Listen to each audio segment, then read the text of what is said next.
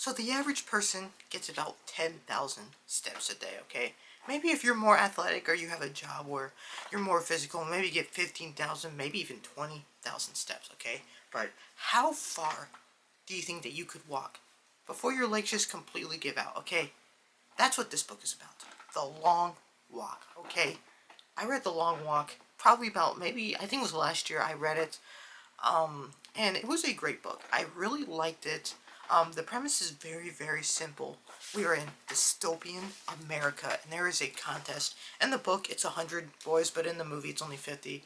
The boys all sign up for this competition where they have to walk, okay? They have to stay at a pace of over 3 miles an hour. And if they dip below that, they get a warning.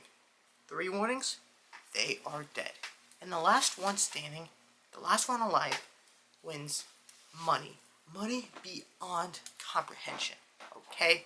And so I literally just got out of the theater and watched this movie. I was excited for this movie when they first announced it. I'm like, dude, I love the book. I'm excited to see what they do with the movie. I'm excited to see like what stuff they change, what stuff they keep the same. And there is some changes. The ending is also very different from the book. But I gotta say, overall, this was a very, very, like, intense, very sad movie. Like, sometimes I was literally looking away. I didn't even want to look at the screen. It was that, like, gut-wrenching. And it was really, like, powerful, too. Like, the things that the characters said in it, the message, the themes of the movie. It's such, like, I don't know, dude. It's so powerful. So just like the book, in the movie, the main character we follow is a boy named Ray Garty. I think that's what his name is. And there's another guy named Peter. Those are like the 2 main guys we follow for most of them. They start, even like before the walk starts, when they get to like the checkpoint, to the start and stuff, they start becoming friends, and as the walk goes on, they always, joke between each other and stuff. And their bonds in the movie is like one of the great things about it, because like they both come from like very different like sides of the track. Ray, he lost his dad because his dad was like rebellious and would show him things, and Peter, lost both of his parents, and he was an orphan for a little bit. He had an abusive uncle, so like he doesn't really have any family to go back to. And as he says like in the movie, as the end comes up, he's like, I got nothing to lose, but I got a lot to gain from it, okay? So they're 2 different people. Ray still has his mom, and she was really hesitant for him to start. And he even sees her on the way there, so he has a family to go home to. But Peter, he does not have a family to go home to, okay? And, a lot of the other characters, there's 50 boys, so not all of them are going to get, like, fleshed out. But there is a lot of great characters in there. There's a guy named Olsen who's, like, the wisecracker. He starts off as, like, very, like, annoying and stuff like that. But then as you go on, you kind of, get to love him. There's Stebbins. There's Stebbins, like, this, like, taller kid, He's one of the guys that makes it to the end. Sorry, spoilers. He makes it to the end.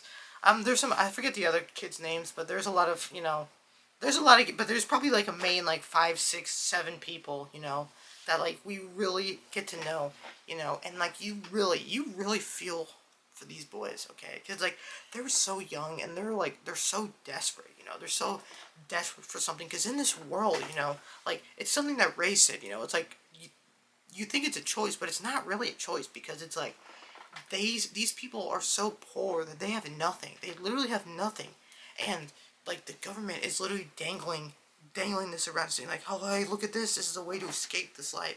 So it's not really a choice, okay? Because it's either you get in a long walk, you die, or if you win it, then like your life is like basically like your life is saved or something, or you don't, and you just continually just live this life of misery and being in poverty. And like that message right there was like very, very touching. And like another thing about this movie that makes this movie like so like crazy is the fact is that like with the death scenes, dude, they do not shy away from it. Like, I am telling you, there was multiple times. You think that they would just, like, there's some times where they just, like, they don't show it. But there's some times where they full on show it. Like, a boy will get pushed to the ground. they will literally show them shooting him in the bullet going through his head. It was so intense. It was so bloody, dude. Like, one guy literally, spoiler, one guy, like, slices his throat, and you just see all the blood, like, gushing out, dude. It was so, like, it was so bad, dude. It was so bad. And there's this other character, the guy that, like, cut his throat. I forget what his name was, but, like, at the first, like, he was, like this evil, like, dude, like, I was like, holy crap, dude, this guy is so evil. Like, he literally pestered, like, bullied a kid, and the kid died.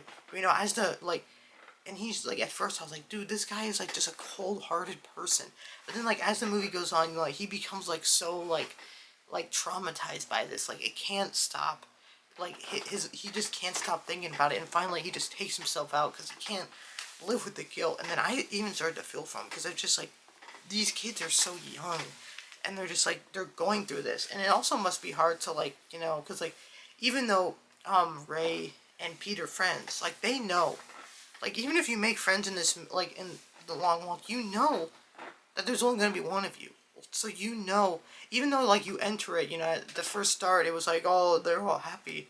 Like, you have this thing in the back of mind that you know what's going to happen. You know that they're all going to die. And that, like, that feeling, that sinking feeling, and then when they just start, especially, like, when they're going up the hill, and people just start getting knocked out one by one, it was so intense to watch. Like, I don't cry during movies, but, like, I almost did.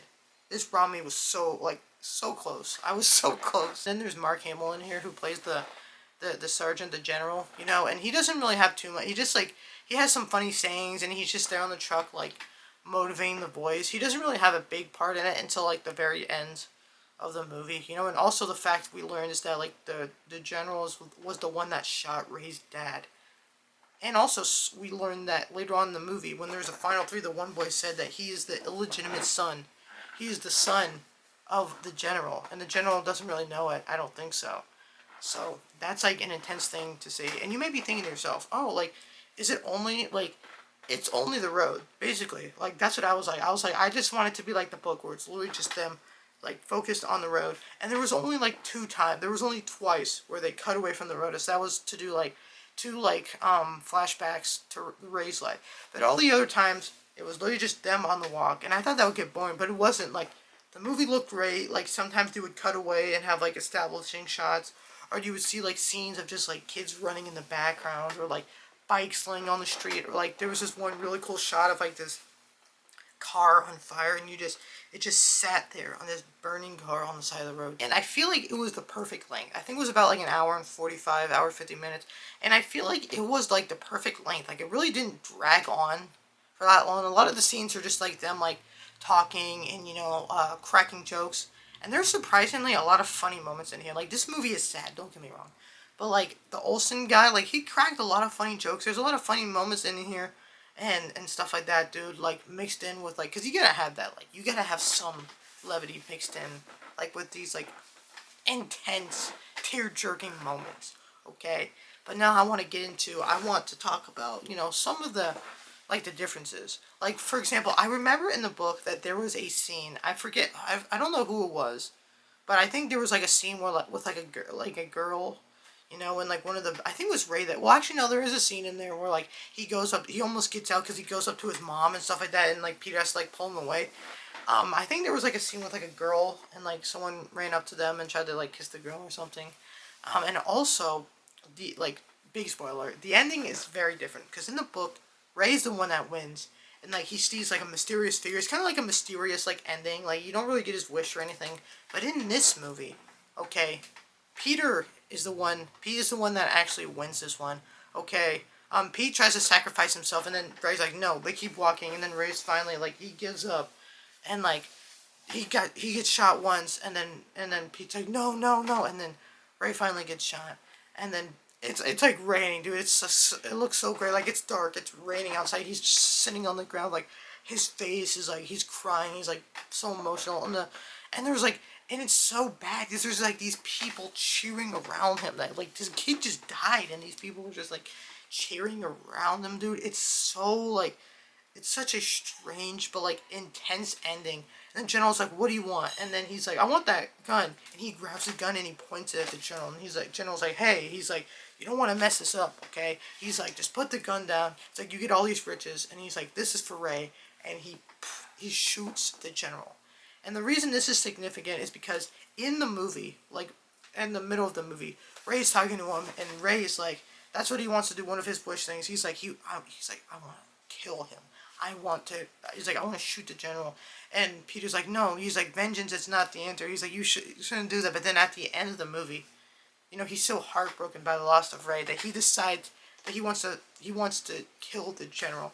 And that was such a satisfying moment, okay? Because the general is like an evil man. Like, he stands over Ray with the gun pointed, and he's like, good look. And he's like a cold-hearted man who just kills everybody. And he finally gets some, like, revenge. Like, Pete finally gets some revenge. I don't know what I would give this movie. I think I would probably give it like a 7, or I think I would give it like an 8.